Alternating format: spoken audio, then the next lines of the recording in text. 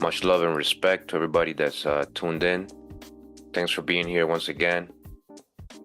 Today, I thought I'd read this great book right here, since we just had the brother A New Breed on in the last video, talking about his heritage. A lot of that heritage coming out of North Carolina, and a lot of his ancestors were classified as free people of color when they were American Indians. So this book we have here, which is called North Carolina's Free People of Color, 1715-1885, by Warren Eugene Milteer, Jr. It's going to correlate with the research and previous presentations that we've done throughout the years. And we're going to show how people were being, again, misclassified. Paper genocide, literally. This really happened. Yeah, American Indians were being labeled free people of color, or free Negroes, free mulattoes, things like that. So let's get into the book right away. Thanks for tuning in.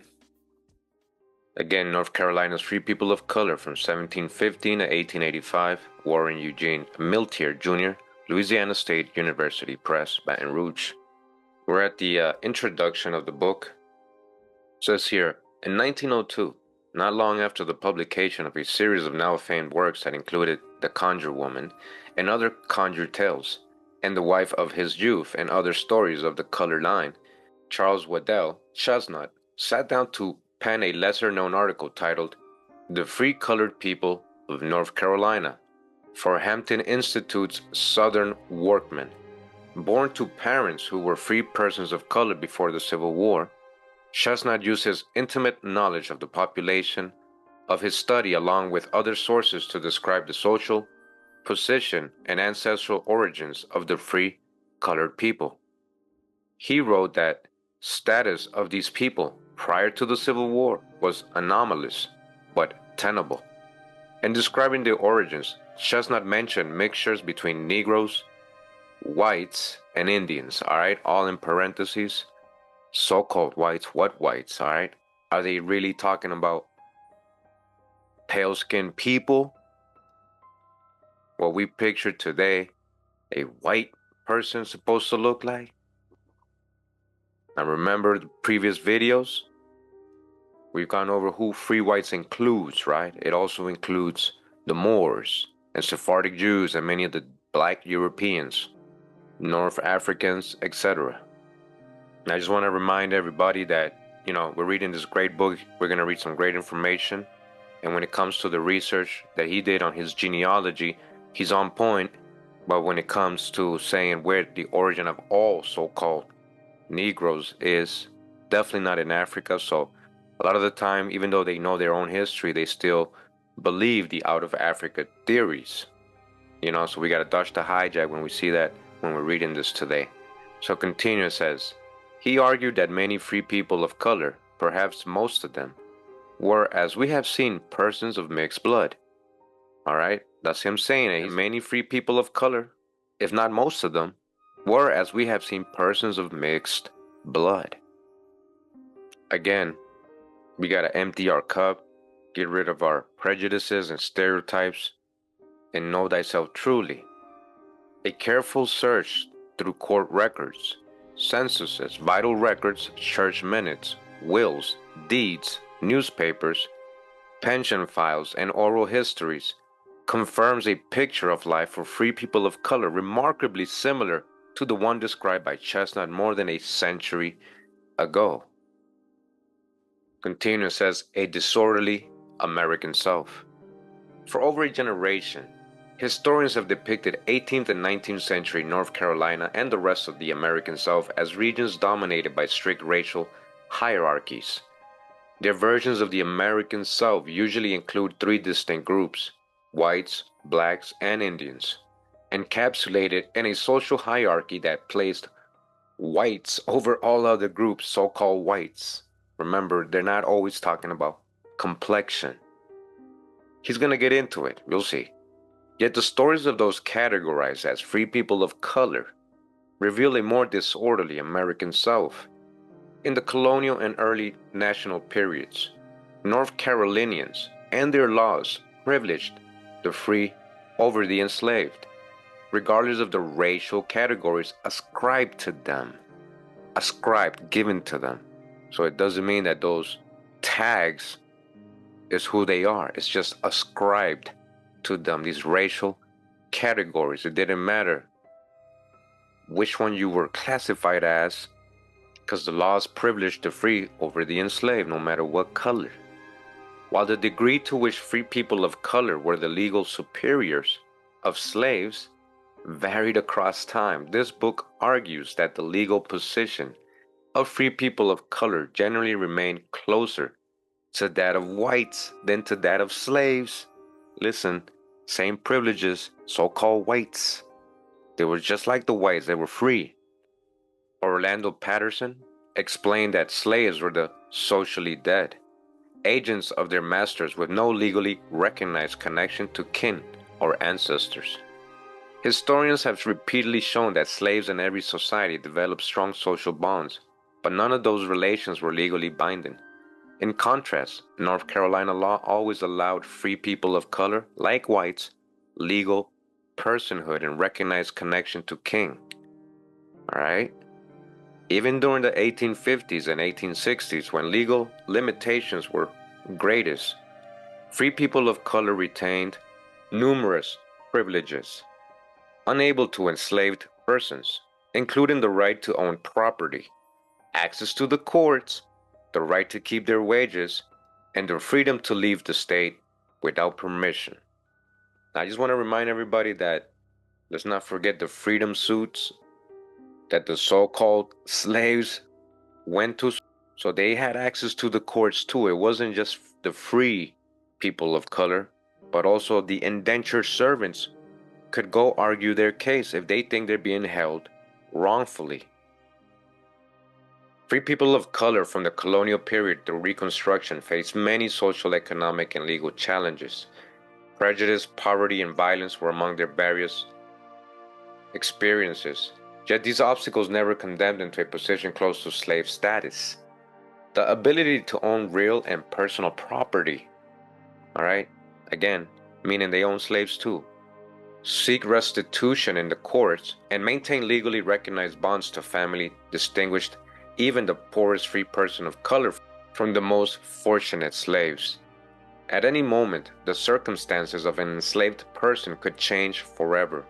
With the death of a master, a collection of a debt, or a master's decision to sell an enslaved person away from all things familiar. Right? Again, just want to emphasize they're talking like slavery was kunta kinte, like, white slave masters and African slaves. So you got to break out of that. A lot of this is just indentured servitude. A lot of this is just family owning other family members or just hiring people to work on their farm for a number of years. That was the indenture. And again, we also have the cases where they're grabbing small children, Indians, right? After they ship their whole family to the Caribbean and then putting them under an indenture until their 20s. So when they're talking about people getting freed and masters dying, well, that's because the contract is over. So again, it says at any moment the circumstances of an enslaved person could change forever with the death of a master, a collection of a debt, or a master's decision to sell an enslaved person away from all things familiar. Many enslaved people never met such changes in circumstance, but the possibility that lingered over them made their position distinct in comparison to free persons. North Carolinians' attempts to categorize themselves into races imbued with specific legal and social privileges, natural attributes, and values always conflicted with their efforts to understand one another in terms of gender, class, reputation, kingship, and occupation. This internal struggle prevented them from agreeing about the proper social relations between those categorized as white, not that they're white. Listen to the words, listen to what he's saying, how he's writing it. So they had a struggle agreeing about the proper social relations between those categorized as white and those classified as free people of color, all in parentheses, 2 words, right? Across time, radical political figures emerged who preached that free people of color and slaves were part of a degraded race naturally beneath all whites. What whites? Right? What whites? All right, so I just want to belly flop to this part of the introduction. It says here in this part of the introduction, understanding racial categories. It is important to emphasize upfront that free people of color operated in society as a category and not as a term that referred to a fixed group of people, okay? It was a category. Pay attention to what he's telling you. North Carolinians may have imagined otherwise, but the evidence in this book demonstrates that free person of color was not necessarily a label an individual carried for life. For someone to categorize another individual as a free person of color did not mean that the label became an essential part of that individual's being. Free person of color was simply a label that signaled an individual was free but not considered white. All right? He was free, but he wasn't one of the whites. In a society dominated by an ideology that called for the acceptance of white categorization as normative. So they were trying to make the category of making people white, so-called white, a normative.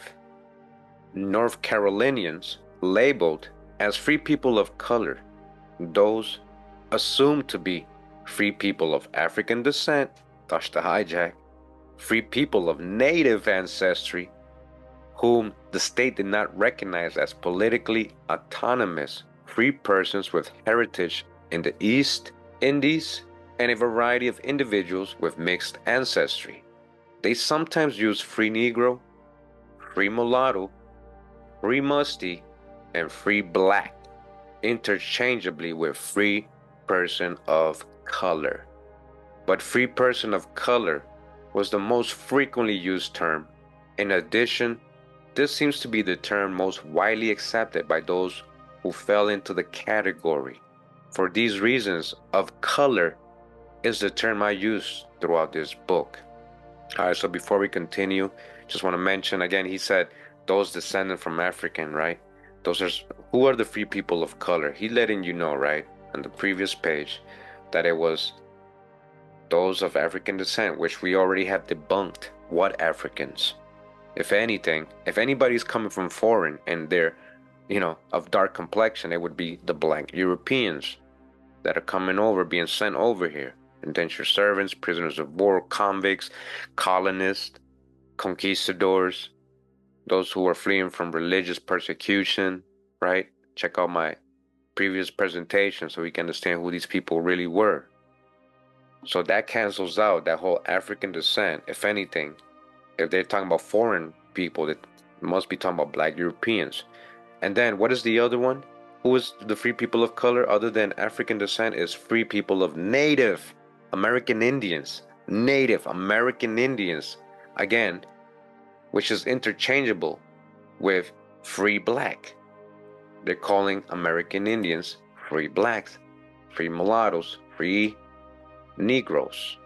Remember my Freedom Suits video recently that I uploaded? The Indian from this region of America being sent to Jamaica. She became a Negro slave over there, and when she came back, they were trying to, they had already turned her into a so-called African slave when she was an American Indian, and she was able to prove it and win the case. 20th and 21st century historians have used Negro, Black, and African American instead of or in conjunction with person of color. All right, you hear that? That's a big one. So in the 20th and 21st century, which we're living right now, right, in modern times, they stopped saying free person of color. They started using tags like Negro, Black, and African American when it had nothing to do with Africans, instead of or in conjunction with person of color. Yet to embrace their usage is to accept that racial categories are fixed to specific groups of people with specific collective histories, all right? And that's not true. So you're saying if you go with that, then you're really accepting that that actually means something, like black means something, like there's actually a black people. The evolution of racial categories, however, is more complex, all right? It's way more deeper than that, than just black and white. All of these terms, especially African American, all right, in parentheses, are loaded with 20th and 21st century connotations of African ancestry, all right? It's based on theories. It's based on out of Africa theory, Darwinism, evolution. That's where they're basing that off. There is no proof. It's just 21st century connotations. They're guessing. It's conjectures. Remember what conjecture means, which do not necessarily apply to the subjects of this study or their descendants. Again, big one. Can I get a mic drop? Body bag for the illusion. We're not talking about Africans. It does not apply to the subjects or the people they're talking about in this study or their descendants. We ain't talking about African ancestry though. That's just 21st century hijack, Jesse Jackson, 80s.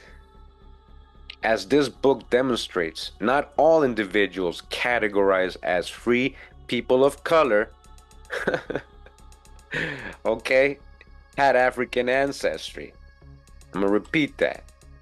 As this book demonstrates, not all individuals categorized as free people of color had African ancestry. That's your own hijacks. No, DNA, no, we already debunked that too. You can't go spit in a tube and think you're gonna find your tribe. What are you, crazy? I'm quoting Henry Gates. You have to do your genealogy. Those are scams. Those DNA tests are for entertainment only. Of course they're gonna tell you you're African. That's part of the hijack. That's part of their deception. That's part of the lies they've been telling us all our lives. They ain't gonna start telling you the truth with a DNA test. They don't promote things to tell you the truth. And they are not collectively the ancestors of people described today as blacks or African Americans, all right? And it's not me making this up. I know you guys are not blind. You guys can read with me. Listen to what he's gonna say. He's gonna agree with me what I just said. Because these people in this study, he just told you, they don't have no African ancestry. And they are not collectively, all right? I'm gonna highlight that for you too. They are not collectively the ancestors of people described today as black or African Americans. But we get a lot of Pan-Africans in the comments, you know. You guys haven't done no genealogy. I already know. And you guys are just emotional. I understand what they told you in school when you believed all your life. But this is not about beliefs. This ain't a religion. You have a religious mind state when you're believing out of Africa theories. When people really do their genealogy like this author did, he sees that the people that are being called today black or African Americans, they don't have no African ancestry. Large numbers of people who today are the descendants of free people of color self-categorize or are classified by others as white and Indian. Okay? Making Indians white. In Virginia, remember my past presentations on that. And when we're talking about status and not complexion, and when Negro means bondage or indentured, and white means free or a property owner, then it's a whole different game here. Again, a lot of free people of color, they self-categorize themselves or by others as white and Indian. The story of free people of color may be one of the best examples of racial categories being made and remade in American history, being made and remade again and again. You keep changing, right? You keep changing. You go from Indian, colored, Negro, black, African American, and so on and so on. Additionally, some older descendants of free people of color have explained to me that their ancestors understood black, right, so-called black to be a derogatory term. Why are you calling yourself black? Your ancestors didn't call themselves black. Derogatory term for many of them, and not one they embraced as self-descriptor. They didn't call themselves so-called black. What you mean black? These assertions are confirmed by the contrasting use of terminology between 19th century radical pro-slavery propagandists who frequently use the term black. All right, pro-slavery propagandists. What slavery? This is a propaganda, and they started calling you and terming you black, literally to make you something that doesn't even exist. They blanked you out. You're black. All right, in their writings. And other North Carolinians who commonly use of color. I have found evidence that the category free people of color included individuals without African ancestry. He found much evidence. When you actually research, this is what you actually find.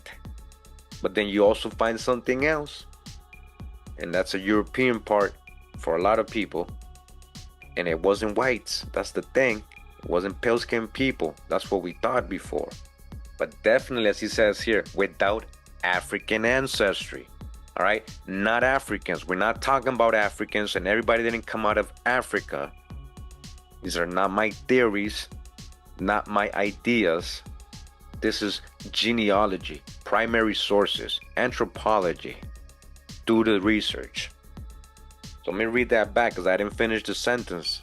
All right? It says, I have found evidence that the category free people of color included individuals without African ancestry, most notably Native peoples. Who? American Indians. What? They're being called what? Free people of color. American Indians. Scholars of Native American history have uncovered numerous examples of Native people being categorized as black. Pull up, all right? Pay attention. Scholars, people who actually do research, real scholars, not people who do vlogs on YouTube and just talk all day. Scholars of Native American history or American Indian or indigenous history of America, the scholars of indigenous history of America have uncovered numerous examples of American Indians being categorized as black, so-called black, colored, or mulatto. Don't talk to me about what you think you know. Show me the sources. Prove to me they're African without DNA tests, fake DNA tests. That's all you got in a movie called Roots. That's all you got. Ruth Wallace Herndon and Ella Wilcox Sikatu argued that such labeling of Native people was a form of documentary genocide. Okay? We're just talking about paper genocide. Paper genocide, yeah, that's real and it's still going on today. You keep calling yourself so-called black. Documentary genocide. So genocide in many levels and many ways, physically and in paper.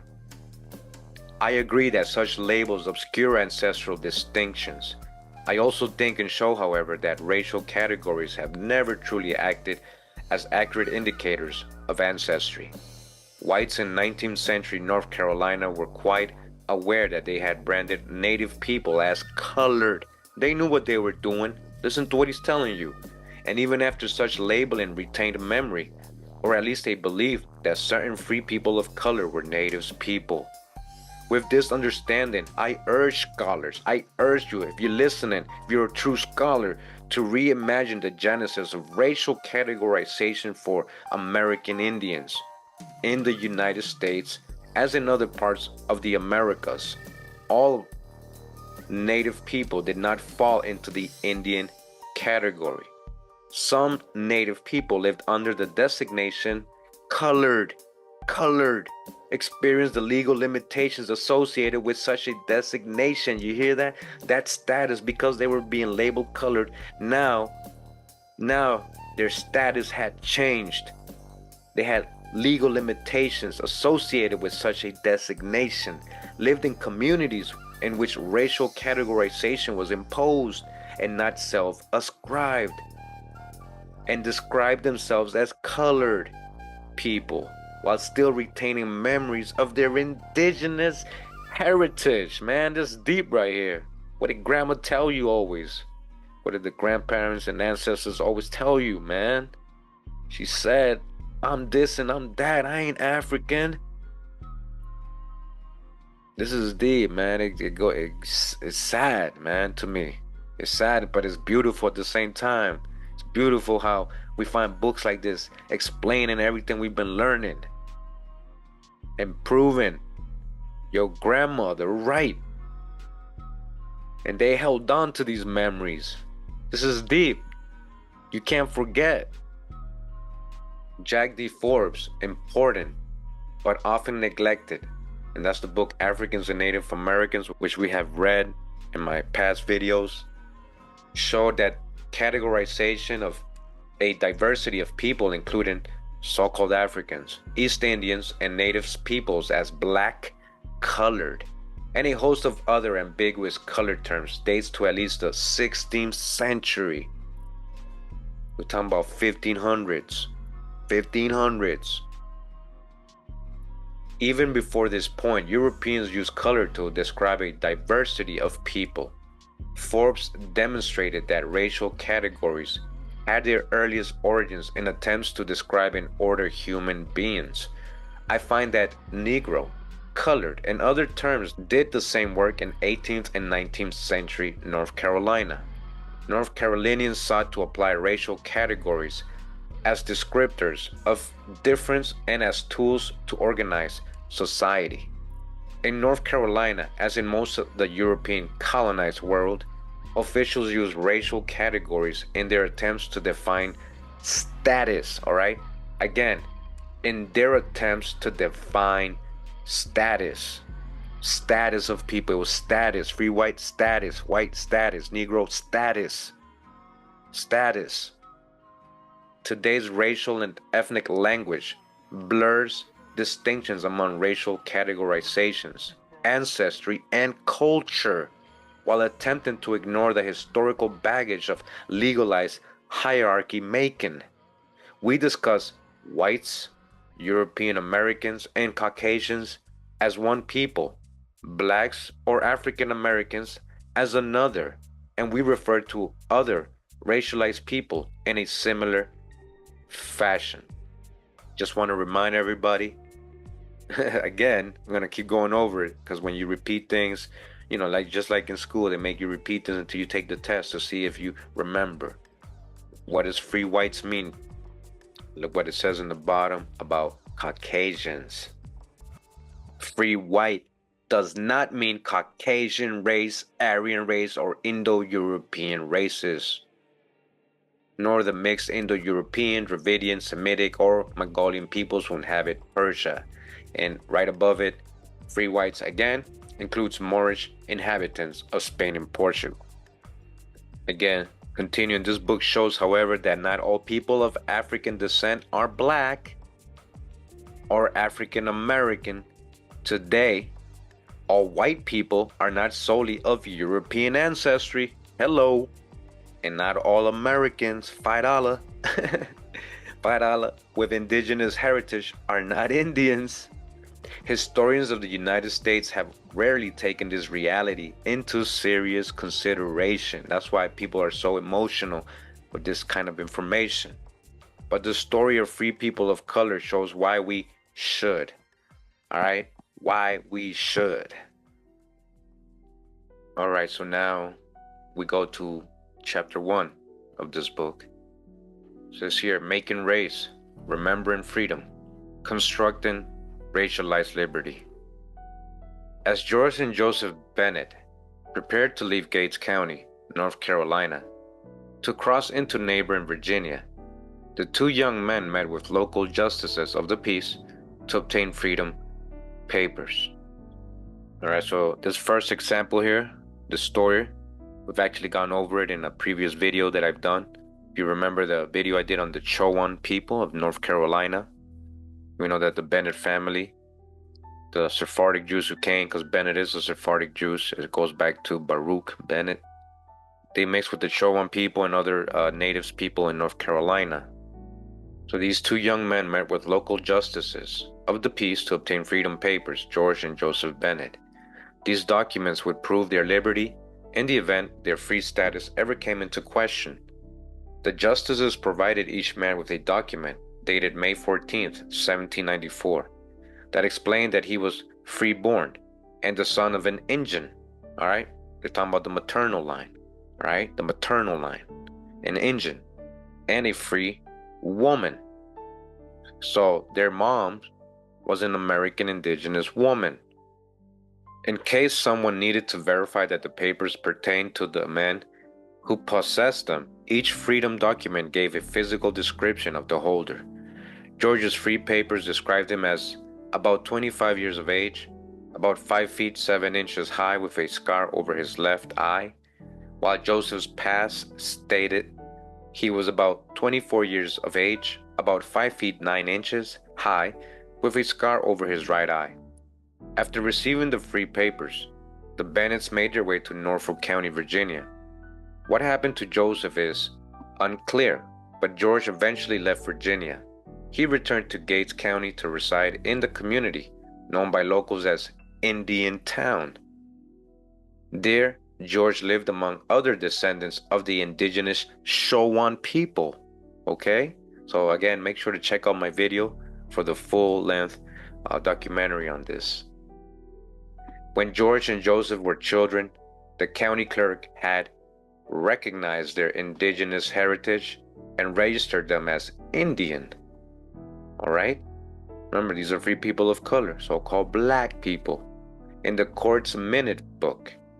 The clerk also described them as Indian in the 1790s when they participated in the sale of the last piece of the Chowan reservation. So we go over how they sold this land too. And they did it without the authorization of all the community, all the Chowan indigenous people. Remember, these are Bennetts. The mom is Indian. Where's the dad coming from? And he wasn't a white person. Yet when the census enumerator came through the Indian Town neighborhood in 1810, he classified George Bennett, along with the other Chowan descendants, as free colored persons. All right, paper genocide. The story of George and Joseph Bennett reveals that a person became a free person of color, not through something purely biological, but through an intellectually complex process of categorization. Therefore, George Bennett could be an Indian in one context and free colored in another. Other incidents described in this chapter tell a similar story. Free persons of color was a social political construct that denotes free status and categorization as not white. All right? Yet this construct only functioned because North Carolinians supposed that through a series of determinations, a person could be categorized as white, Indian, Negro, mulatto, musty, or of color. This is what sociologists Sarah Daines and Orville Lee aptly describe as belief in race, the belief in race, beliefs. People in early North Carolina had to decide individuals' racial categorizations through processes of evaluation. Even when they believed racial categories corresponded to biology, they used a series of schema such as skin color, hair textures, behavior, reputation, and features of one's ancestors to construct racial categories and organize individuals within their society into those categories. All right? So it's almost like what we do today. We look at somebody who's like, oh, he look this and he looks like that, or he look like a Mongol, or he look Indian, or he look like a white man, or he look like a black European, or he look like he African, or he look like he's from Asia. Their evaluations and decisions produce a situation in which people with a spectrum of physical features and various family histories fell into the same category. So, for example, if there's somebody from Europe that might have some like similar look to an American Indian, hey, they got classified as the same thing, being the same people, whether they were actually related or of the same bloodline or not. The census taker may have categorized George Bennett as colored person because of his physical appearance. Oh, why? So why would he call him colored? So obviously, George Bennett was a dark complexion man, right? So they were just basing it on his physical appearance or based on his understanding that Bennett had non-European ancestry, or in the vernacular of the early 19th century, Negro or Indian blood. So I want to make sure to dodge the hijack right there when she said non-European. Remember, the author is going with the whole out of Africa theories and that Europeans are all white, even though he knows his people are being classified people of color, and he can prove that they were Indian. He can't prove the African part, and he can't prove that all Europeans are white, so-called white, are pale skin, pale skin. Before the end of the Civil War, freedom was something that had to be proven, and public memory through either individual understandings or documentation was the only way people could establish their freedom. Community members recognize a person as free because they recognize aspects of that person's past that signaled liberty. As in the case of the Bennetts and many others, they were free because their neighbors recalled that their mother was free, a standard designated within the law. Neighbors' memories of their liberation from enslavement supported others' freedom. North Carolinians also used documents to reinforce public memory of freedom, such as making a race. In the 18th and 19th centuries, North Carolinians spoke of and understood racial categorization or a person's so-called race through ancestry. They believed that individuals were free persons of color because of their lineage or blood. In reality, however, they actually had to rely on schemas to categorize people as white, Indian, colored, Negro, mulatto, or musty. Sociologists have defined schemas as mental structures in which knowledge is represented. Examples of schemas used to determine racial categorization included skin color, hair texture, behavior, reputation, and memories about an individual's ancestry. North Carolinians believed that through their sight, again, listen to what they're saying, they believed that through their sight and memory, they could successfully categorize a person as white or not white. They believed they were using their eye. They were just going off the physical. They agreed that dark skin made someone colored, while fair skin made someone white. So if you were fair skinned enough, oh yeah, he's white. If you were dark skinned enough, oh, he's colored. This is the aspect of so-called race that is cultural. Yet because schemas such as dark skin and fair skin are mental representations and not actual things in the world, all right, that's not real. It's all in your head. Interpretation based on a physical look. But again, these are not actual things in the world. North Carolinians regularly failed to agree on the border between dark skin and fair skin, and therefore sometimes struggled to classify people, inconsistently categorized people, or disagreed about individuals' categorizations. Legal experts and common people all attempted to define free persons of color by discussing ancestry. In their 1857 opinion for the case State versus Shavers, all right, who's the Shavers? The Shavers, most of the Shavers would be Saponi Catawbas suing people. Members of the North Carolina Supreme Court declared free persons of color may be, then for all we can see, persons colored by Indian blood, or persons descending from Negro ancestors beyond the fourth degree. All right, so they didn't say Africans, they say Negroes. What Negroes? And again, these are all tags. What are they calling so-called Negro? But they're letting you know that it also included Indian blood. People believed that ancestry could be connected to racial categorization, largely because of the schemas they associated with certain types of ancestry aligned with the assumed ancestry or race of an individual. North Carolinians could be certain that Sam Balaam was a person of color because his skin was very black. Even Tom Mitchell's yellow complexion unambiguously fell within their definition of a person of color. Yellow complexion, right? We've seen runaway ads listing the person, calling him a Negro as bright yellow, bright yellow complexion. Thomas Bowser's bushy head of hair, along with his very dark complexion, supported his categorization as a colored person. All right, now remember, we've gone over descriptions of Europeans from the American Revolutionary War being described with the same exact features, bushy head and very dark complexion. We've also got the same from the Jacobites who are being transported over here in 1745. Make sure to go back to the previous presentations if you're new, if you're having a hard time, just accepting this truth right here. We've been here 5 years, over 300 presentations. All we show is sources, primary, scholarly, research, genealogy, things you cannot dispute. These are facts, historic facts you can verify. So I'm glad they're showing these examples because, just because people have these features, oh yeah, that's a Negro, that's a colored man. From there, they start adding the whole African hijack.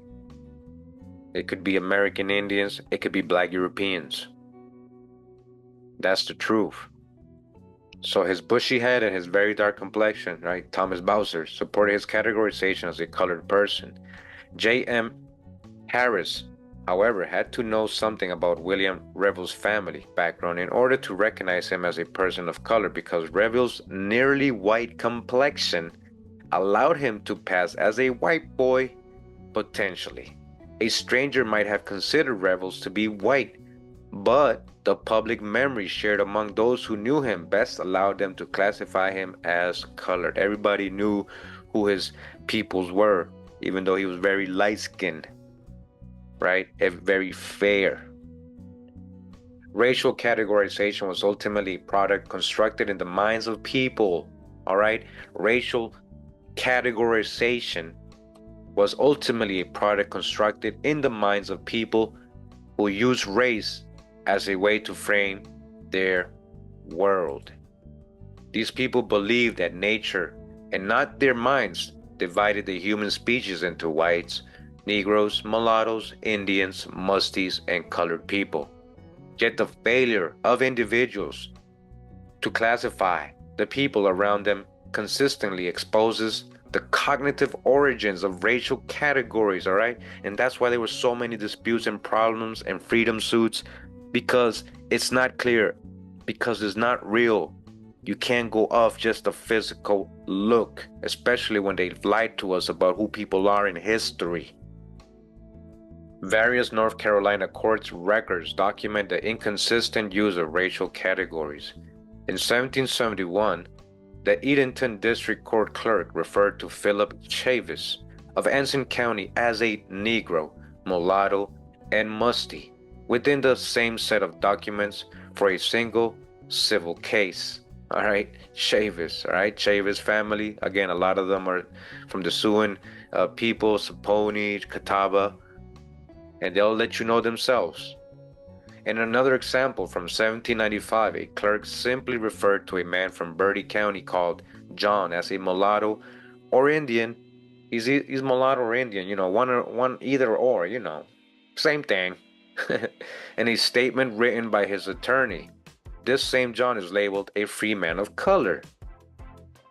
In theory, Negroes, mulattoes, musties, and Indians were supposed to be different types of people, right? They're supposed to be different people, right? But yet these same people are being classified as Negroes, as free people of color, as mulattoes, as Indians, in different records. Even 18th and 19th century dictionaries provided the public with specific definitions of these racial terms. These examples, however, show that lines between categories in practice were poorly defined and ambiguous. Nowhere were the issues of inconsistent classification and construction of racial categories more problematic than in the case of North Carolina's indigenous people. All right? Let me repeat that. We're going to highlight it too. Nowhere were the issues of inconsistent classification, all right, paper genocide, and the construction of racial categories more problematic than in the case of North Carolina's indigenous people. And who are these people that went through all this misclassification? Yeah, you've never heard of their tribes. By the early 19th century, most of the North Carolina's indigenous population east of the Appalachians became subject to shifting categorization, which has led some scholars and lay people alike to believe that native populations of the region had disappeared. They said you disappeared and you went extinct, yet Anu was with us just the other day. He's still here. What you mean disappeared? They still here. These North Carolina tribes are still here. They're just being called so-called Negroes today, or whites. African Americans, so-called blacks. So that's the hijack. They ain't disappeared. They haven't disappeared. In reality, they were simply recategorized from Indians to colored persons, mulattoes, or Negroes, okay? In reality, that's what really happened. They're not Africans. From the colonial period into the early national era, whites began a slow process of reclassifying native people from Indians into ambiguous others, thereby eliminating the legal distinctions between a diversity of native peoples and other people classified as persons of color. From their arrival in the Americas, colonists, all right, again, who's these colonists? Stop thinking pale-skinned people. Bound natives people, all right? What? Enslaved or bound them, put them in an indenture. Who? Black European colonists too. It wasn't all pale-skinned people. I really strongly believe it was more black Europeans. So colonists bound native people to certain areas of land, just as they associated their neighbors in Europe to certain territories. The earliest maps of North Carolina show territorial boundaries for each native nation that inhabited a particular area. From this point on, the colonists would associate certain land masses with particular native people, all right? That's a major one right there. That's true. You know, Indians, even though they had a main area, they didn't just stay there. They were going all over the place. They were doing trade everywhere. They didn't have boundaries. You know, like Anu was saying, his people originated in Ohio. The Sioux people they still had connections with Ohio, from Ohio to North Carolina, and all the way to the plains and to the south and everywhere else. Trade was going on. They weren't confined to a specific area. That was the Europeans who started doing that, saying, hey, you guys, this is your area. Stay right there. From this point on, the colonists would associate certain land masses with particular native people. Colonization itself, however, threatened to destroy the colonizers' system of organizing native people. Through the 17th and 18th century, the colonizers appropriated thousands of acres of native land for their own use, and thus pushed native people off the exact lands that these colonists had used to define distinct native populations. So eventually they even took those lands. We know that. Who? And it wasn't just white people. Come on, pale-skinned people. All skinfolk ain't kinfolk, and that's okay. It's just part of history, and it's in your genealogy, both sides. It's okay. Native people no longer fit definition of Indian, created during the earliest days of colonization, as native people's life ways changed from those observed by the earliest colonists, and the lands once controlled by native people were transferred to the hands of non-natives or non-Indians. In the eyes of some non-natives, these native people were no longer Indians, but simply colored people. Continuing, the historical record provides a few examples of the reclassification of American Indians from Indian to others. The Shawans and Matamuskets went through processes that convinced local officials to reclassify them. Again, make sure to catch the video I did on that so you guys can see the sources and the history. These processes generally included the dissolution of their reservations in eastern North Carolina and changes in their lifeways, including the incorporation of European colonial methods of farming into traditional agricultural practices. Many other native people in North Carolina likely went through similar processes during the colonial period, but have stories that are poorly documented compared to those of the Chowans and Matamuskets, all right? So that's a good point he just brought up. We do find records of this happening to the Chowan people and the other tribes, but not all the tribes were fortunate enough to have, this publicly known or the records to prove it. Or as it says here, very poorly documented compared to the Chowans or the Matamuskets. In Gates County, Chowans appeared in court minutes and deeds as Indians. During the 1780s, for example, James, Benjamin, Patience, Sarah, Nancy, Elizabeth, Darks, and Christian Robbins appear as Indians. In 1782, deed by the first census in 1790, however, these Indians had become free others and later free colored persons. 10 years later, the census enumerator classified James, Sarah, and Darkies Robbins as heads of households of other free persons, in contrast to white persons. Record keepers categorized the descendants of the Matamuskets, who had intermarried with both people of European and people of African descent. So dodge the hijack. They want you to think white and black, right? That each one of these is the white, one of these is the black. Dodge the hijack. What Africans?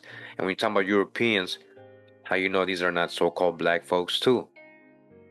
You don't. And a lot of them were. So that's the point. In 19th century records as mulattoes and free persons of color.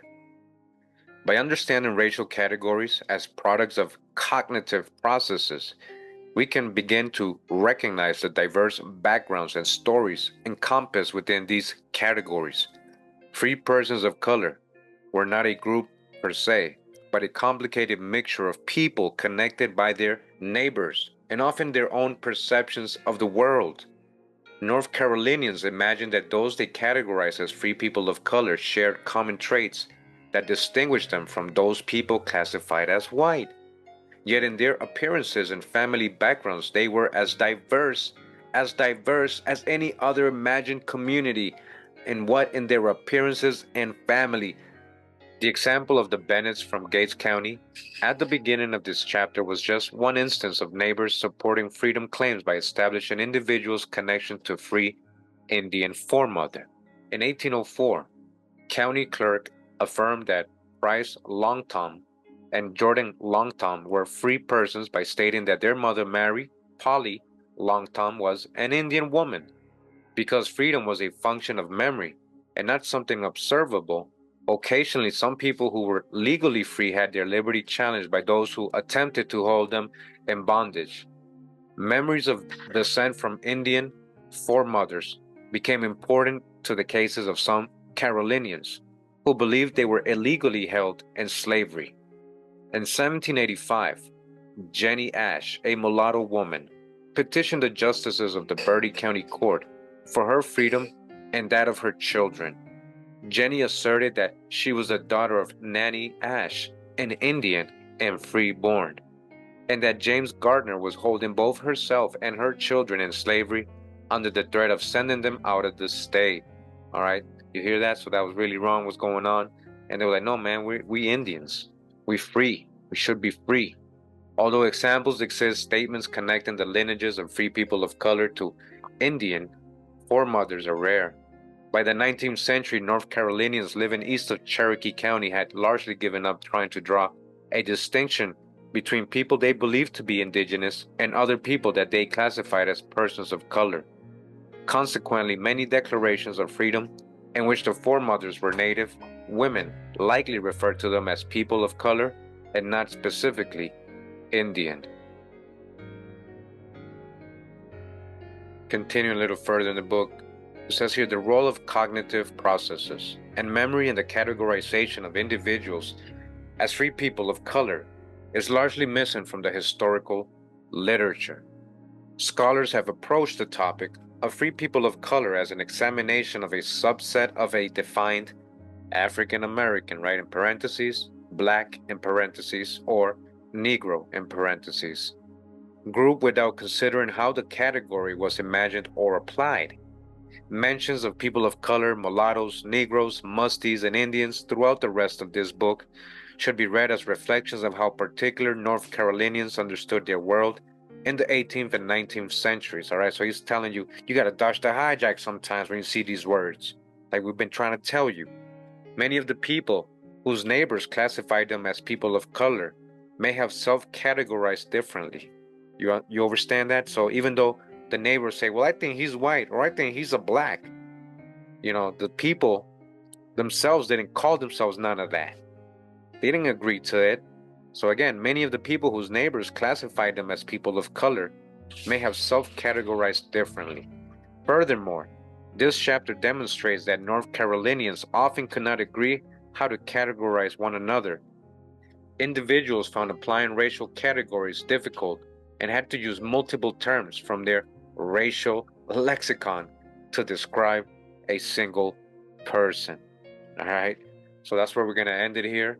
Most likely going to read more of this book, other chapters. This is the end of chapter 1 and a little bit of the introduction. Just wanted to get our feet wet with this book. Great book. And because we also went live the other day with a brother who comes from this same lineage and heritage, Indians from North Carolina and Virginia. This was happening, there too as well. And again, many of these people became reclassified, paper genocide, not just to Negro, but a lot of them, Indian tribes, different ones from the Algonquin tribes to the Siouan tribes, Iroquois speaking tribes, they were being classified as Cherokee. Let's not forget that too, a lot of them. So I hope you enjoyed this information. Just wanted to do a real quick video. I guess to some it's quick, to some is long. Depends on how you see it.